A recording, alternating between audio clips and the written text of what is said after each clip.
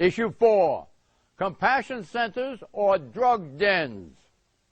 It helps my nervous system to calm down so that I can do basic things like that. The lady is from Rhode Island, and she is talking about the medical relief she gets from marijuana. The question is, where did she get the marijuana? Rhode Island this week became only the 3rd state to legalize the sale of marijuana for medical usage. Like New Mexico and California, Rhode Island will now have licensed marijuana sellers or quote-unquote compassion centers. State lawmakers overrode the veto of the Republican Governor Donald Carcieri, who said, quote, the increased availability along with a complacent attitude will no doubt result in increased usage and will negatively impact the children of Rhode Island, unquote. The bill's sponsor, a cancer survivor himself, Democratic State Representative Tom Slater, weighed in on his victory. Who knows, next time you talk to me and maybe smoking or marijuana cigarette. Question, if there is a national health care reform bill, should it include the federal legalization of marijuana for medical usage? I ask you, let's say, Rich. No, it shouldn't. I prefer a state-by-state approach. I support what's going on in states like Rhode Island. I think it is, in places like California especially, kind of a backdoor decriminalization, which I think makes most sense. If you're going to address this from a public health perspective, you would end the marijuana prohibition and crack down further on cigarettes, and that's basically what's happening. Clarence. Well, it really is becoming not even a backdoor into prohibitions. Virtually front door. Supreme Court recently said even San Diego County and another county out in California that didn't want to go along with allowing drug clinics to open, marijuana clinics, has to go along with the state law. And this is the kind of thing that I think will show, state by state, where every state where there's been a referendum, legalization for medicinal marijuana has won.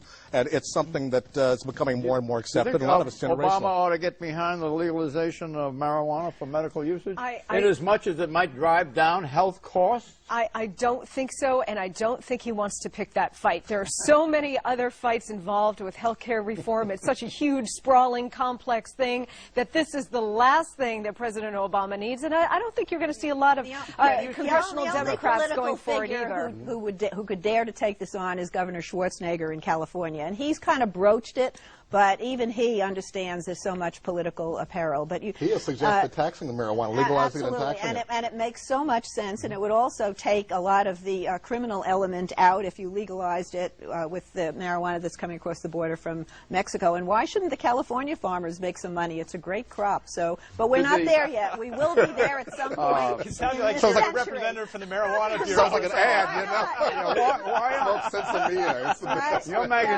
Your magazine was founded and edited beautifully by William F. Buckley. He favored the legalization of medical marijuana, did he not? Yes, he did. Well, he went even further. He favored the legalization of drugs entirely. But medical marijuana, I have a colleague, dear colleague in my staff, Rick Brookhiser, who had cancer and said the only thing that would relieve the nausea was marijuana. So this does have a legitimate medical use for some folks. Has the magazine taken a position on it? Yes, we favor decriminalization of marijuana. You do? Yes, sir. What about Walter Cronkite? Doesn't he favor it too? That I don't know. I believe he does. What about George Shultz, the former Secretary of State? I think he does too. Yeah. Maybe this is the one issue where Democrats and Republicans can agree, but it still isn't going to happen because there's too much emotion on both sides. How about Milton Friedman, the exalted economist? He favors the decriminalization and legalization of medical marijuana, does he not? He did. Yes, but he's not a voting member of the Senate. Well, we're not everybody, but a lot of it's generational, John. Us boomers are coming along who kind of normalized marijuana back in the 60s. The Drug Policy Alliance is probably flowered with another array of prominent people, correct?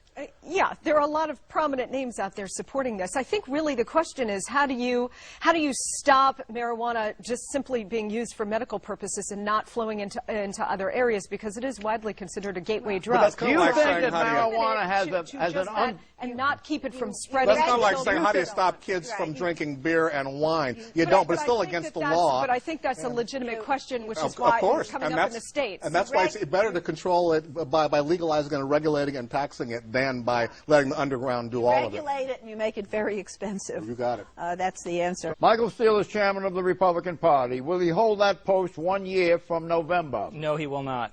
Eleanor. Depends on the results of the November elections. November. Oh, really? Yes. Oh, he will be. He will be in the post? What do you say? I don't think so. He'll be out? Yeah.